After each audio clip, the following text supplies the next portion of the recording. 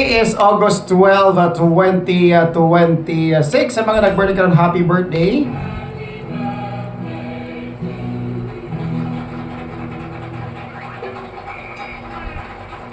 Alright, good morning sa itong mga kabarkada karang nga naminaw sa South Radio 102.9 News FM. This is the voice of the South. Alright, this Wednesday morning, August 12, 2026.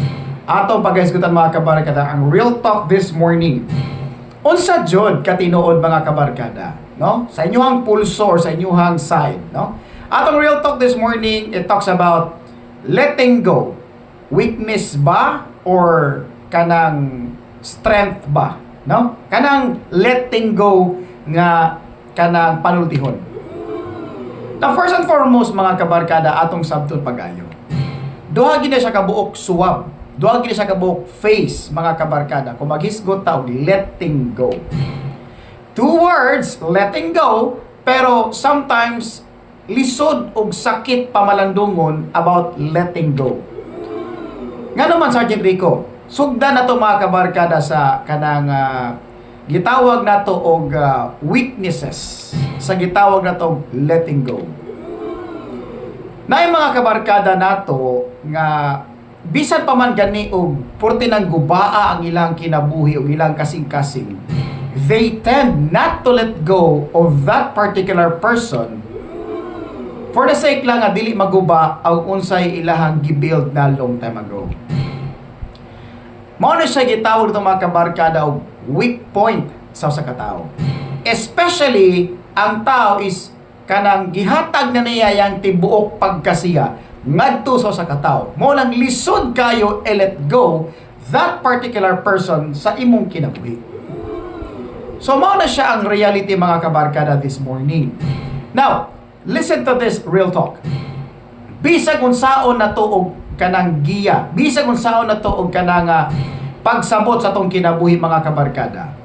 Ang pinakalisod jud, hilabi na kung you are into care, you are into in love to that particular person. Ang lisod jud kayo is let go. Purtig yung lisura na mga kabarkada. Kanang kanta nga love and hate collide. Tinuod jud na siya mga kabarkada. Lisod kayo let go. Kana ganing you want to let go just to free yourself from all burdens, from all the pains. Lisod kayo i-let go mga kabarkada. Labi na kung kaning tawhana nga nakapasakit sa imuha is ang tao po at the same time may nakahatag nimo kalipay sa imong kinabuhi. That is the reality in life. Kay bisag unsaon natong sabot mga kabarkada, naagi mga tao jud nga dili mo let go even though puwerte na nilang gubaa. Kana ganing kagihatag na nila yung ilang tibuok pagkatao to that kind of relationship. But ang resulta is ang ilahang pagkaguba sa ilahang kaugalingon. Kabantay mo anang mga kuan, kanang mga centipede, kanang mga spiders, kanang mga octopus. Naani sila kuan mga kabarkada, sacrificial kanang methodology. Ang centipede mga kabarkada, basta mangitlog na siya, iya ginang ukuban ang iyang itlog. Iyan ang ukuban to the point nga, why kaon-kaon, why lakaw-lakaw, just to protect sa iyahang mga itlog. The moment mga kabarkada nga, mapusa na iyang itlog, no, mapusa na iyang itlog, unya kanang, wala na may kusog ang nangitlog na centipede. Ang mahitabo ani mga kabarkada, ang mismong nangitlog na centipede, iyang ihalad ang iyang kaugalingon para mao'y first nga pagkaon ngadto sa iyang mga nangapusa nga mga centipede. Mao ra pod ang spider mga kabarkada or ang kaka. Ang kaka, mangitlog ang kaka, magpabilin ang kaka sa iyahang giitlogan. The moment mga kabarkada nga okay na ang kaka, makakuha na siya, mahimo na siyang kaka nga gagmay or mga baby nga mga kaka, no, although dili nga ni tanang spiders, pero naay mga spiders nga nasa sila gitawag sacrificial methodology nga magpabilin sila diha sa ilang itlog until such time nga mapusa ang ilang itlog o willing sila sa ilang kaugalingon nga ipakaon ang ilang kaugalingon para lang na first nga makaon ang ilahang mga baby nga mga kaka. Mao pod ang octopus mga kabarkada. O mao pod ang octopus ang mentality. Di gid nila biyaan ang ilang itlog. To the point mga kabarkada nga ilang isakripisyo ang ilahang kaugalingon. Now, maora pod na sa kinabuhi sa katao mga kabarkada nga you are giving yourself a sacrificial lamb para lang ma-save ang usa ka relationship. Kana ganing makadungog na ka og pulong sa katao nga imong gihigugma mga kabarkada nga mga sakit kayo nga mo direct og struck sa imong kasing-kasing. Lisod kayo i-recover ana mga kabarkada. Pero kana ganing imong i-imagine nga you are love what you are doing, but at the same time the way you love what you are doing is killing you softly.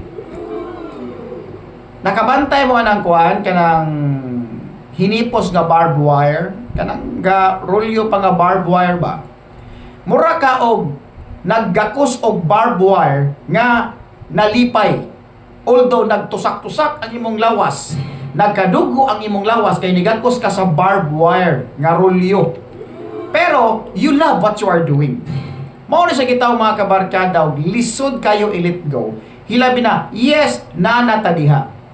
Na-learn nimo nga nasakitan ka pag-ayo, nasobrahan or giabusahan ang imong kamaayo, giabusahan ang imong kanang gitawag nato dedication about love. Wala makita diha ang imong presensya sa appreciation, but then you still hold on kay di ka ganahang i-let go ang usa ka relationship. Yes, usahay it tends to be weakness ngadto sa usa ka tawo. Hilabi na kung dugay nga panahon nimo siyang giampuan nga maabot siya sa imong kinabuhi. It's so hard to let go to that particular person. But second point na ta mga kabarkada, oras nga mahurot na ni ang imong gitawag og sacrificial methodology ngadto niya, oras nga masabtan nimo nga madawat na nimo ang tanang kasakit kay sa gigayon ko pa sa previous nato nga video, the best way to kill the pain is to feel the pain. Oras gani nga ma-master na nimong pain, wala na kay ikasakit pa kung mulit go na siyang tawhana sa imong kinabuhi. Mismo ikaw kabarkada, makamauna ka or makatuna ka sa pagbuhi pod aning tawhana. Kaya matod ko pa sa tangaging adlaw, matod pa ni Jackie.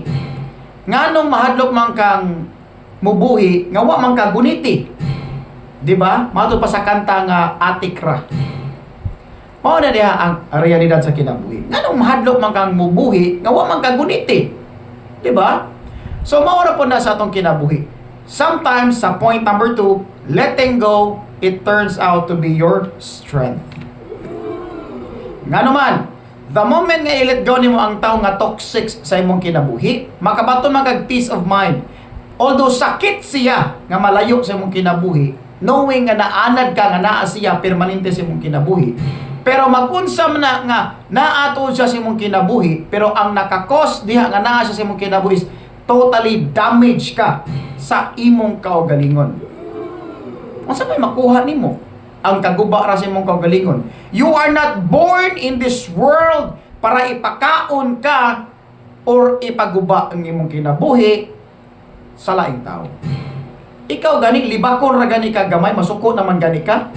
Unya ihalad na nimo imong kaugalingon mga kabarkada sa mga butang nga mga dili deserve halaran sa imuhang kaayo. That is suicide mga kabarkada. Learning to let go of a toxic person nga nahigugma ka long time ago is not a mistake. In fact, it is your freedom and it is your gitawag na to og kanang kagawasan nga makagawas na ka sa gitawag na to og kapaitan ug kasakitan. Kaya na may mga tao nga abusado kayo. Bisag napakita na nimo imong kaayo, bisag nakaibaw sila sa imong matinod-anon nga intensyon nga nahigugma ka aning tawhana. Pero he or she is keep on pushing you to your limits. To the point nga dili na nimo ma-feel, dili na nimo ma-sense ang respeto. Mao na siya ang realidad sa kinabuhi. Yan namang kita mga kabarkada nga bisag unsa kataas imong gihatag nga pasensya, bisag unsa kataas imong gihatag nga consideration, bisag unsa nakadaghang mga pangitabo nga imo siyang gipasaylo, naaga po'y magbalik-balik sa iyahang sala. Dili tungod kay kanang gituyo na niya, dili tungod kay iyang ginang abilidad, but tungod kay mao na jud na ang iyahang batasan.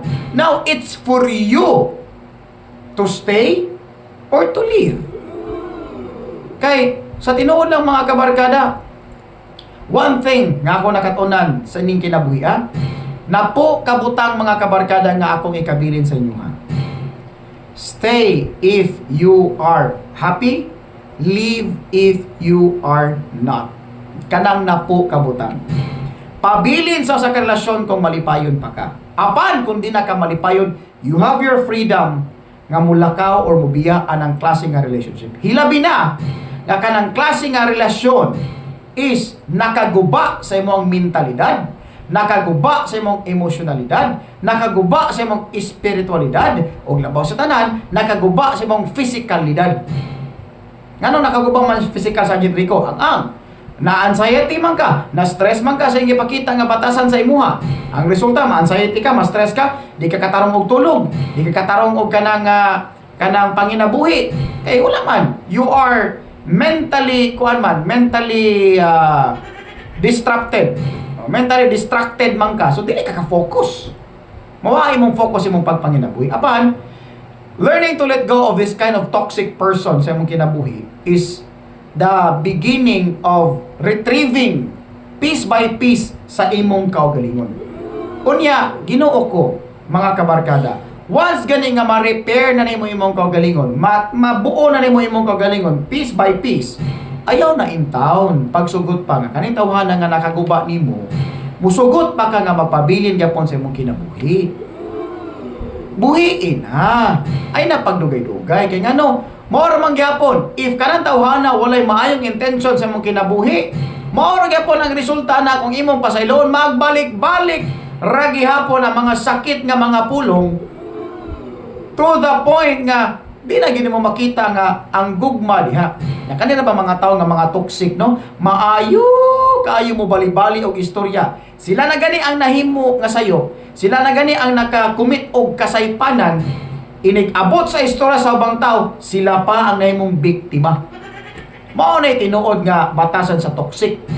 Sila'y nag-create sa problem, sila'y nag-create sa issue, unya kung imong sitaon ang ilang gibuhat nga issue, imong sitaon ang ilang gibuhat nga problem, naalat sa libuhaton nga drama para matuis ang istorya o ikaw na karon ang nahimong dautan. Mao ni mga batasan sa mga toxic nga mga tao. Tinuod na. Mga toxic, unta maka-realize mo ba nga ang karma is real jud. Tinuod yun na ang karma. Ayaw gid mo kalimot, anak. Karma is real. Kung ang tao gani nagsakripisyo, kung ang tao gani nagkanang care para i-correct ang imuhang mistakes, para i-correct ang imuhang sayo, paminaw ha. Kay kanang tawhana nga gi-correct ang imuhang sayo, pasabot ana, nahigugma na sa imuha or nag-care na sa imuha. Maabito ng mga ginikanan to sa unang panahon mga kabarkada nga bunalan yun kung makasala ang bata. Kay gi-correct ang bata, maora po na sa relasyon. Gi-correctionan ka, yes, na yung mga sakit nga mga pulong nga imong madunggan sa pag-correct sa imuhang sala or sa imuhang sayop, dawat ha. Kay kana nga pag-correct sa imuha, meaning ana, di siya gusto nga maguba or mawala ka sa iyang kinabuhi. Naunsa naman nung kalakihan mga kabarkada nga ang nakasayop or ang naghimo og sayop, mao naman oy isog kaayo. O di mahimo yung gubot og away, mo ni mga batasan sa mga narcissist o sa mga toxic nga mga tao. Dili gini sila ganahan nga makitan nga sayop sila. Before sila muangkon nga sayop sila nga naa sila accountability, mamahid or mang-blame pa na sa laing tao before nila maangkon nga sayipan sila. And that is the reality of life. Learn to let go, if dili na makita niya ang imong value. Learn to pass out, learn to let go, because that is your freedom. It is your choice to respect yourself. Kung nakita nimo kabarkada nga wala na nimo na sense o na feel ang respeto diya sa inyong relasyon, why stay? Kana mapabilin pa man ka. Torture na sa imong kaugalingon. Yes, self-torture na. Knowing nga wala na respeto sa imuha because he or she keep on doing the things nga nakapasakit sa imuha. Wala na good.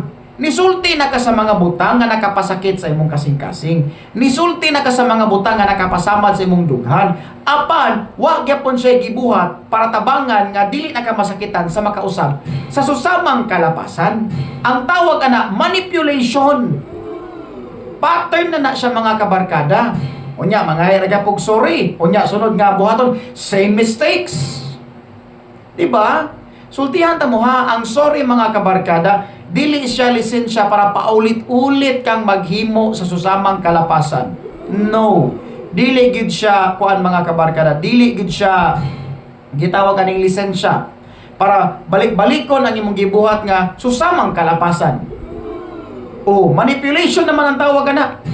Yes, tinuod na mga kabarkada. Manipulation na. Balikon ako. Letting go sometimes is your weakness, and sometimes letting go sometimes is your strength. If you are in a relationship ka nga toxic, letting go is the best way mga kabarkada. But if nakita nimo nga napay paglaom nga relationship, then don't let go. Stay to that kind of relationship. Talk to each other. Kung kaya pag yun yung istoryahan, lower your pride, lower your ego, unya tan-awa pagayo, then ask yourself, andam na ba ka nga mawala ning tawhana sa imong kinabuhi? Kaya kung ang tubag dili, then talk to him or talk to her nga di nimo kaya. Pareha bata og mindset. Di na ko kaya. Pareha bata og mindset. Kung dili niya, kung di mo pareha og mindset, kaya nga mawala ka, pero nimo dili nimo kaya, aw na unfair na diha. That's your signal and that is your key line para mo let go na pud ka. Kaya mo ganin niyang mawala ka? So kaya na pud nga mawala pud siya. See? That's the factor in life and that is the reality in life mga kabarkada. Don't let yourself be troubled tungod lang sa mga toxic nga mga tao sa palibot. Ayaw i-allow ang imong kaugalingon nga mabuang ka sa huna-huna og pagsabot. Ayaw paabuta nga mabuang ka sa sigig huna-huna o unsaon pa nimo pag-adjust ang relationship sa tao nga di man gusto mo tabang siyang kaugalingon.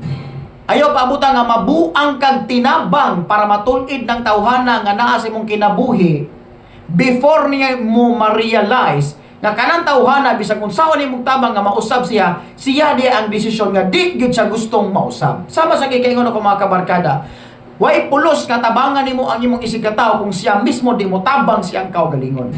That's the reality in life. Balik ko na ko ha. Sometimes letting go is weakness. But sometimes letting go it's a strength, mga kabarkada. I'm hoping nga naman nakatunan sa ito ang Real Talk this morning. God bless mga kabarkada. Happy August 12, 2026. Happy Wednesday morning. Sergeant Rico here. Maayong buntag. By the way, share this video ha kung muaginis nyo ang mga walls. Share this video mga kabarkada. O nya, leave mo og mark, comment down below nga nakawin ba ka sa ito ang topic karon. And at the same time, share this video mga kabarkada. Subscribe mo sa Facebook page ni Sergeant Rico. God bless. Good morning.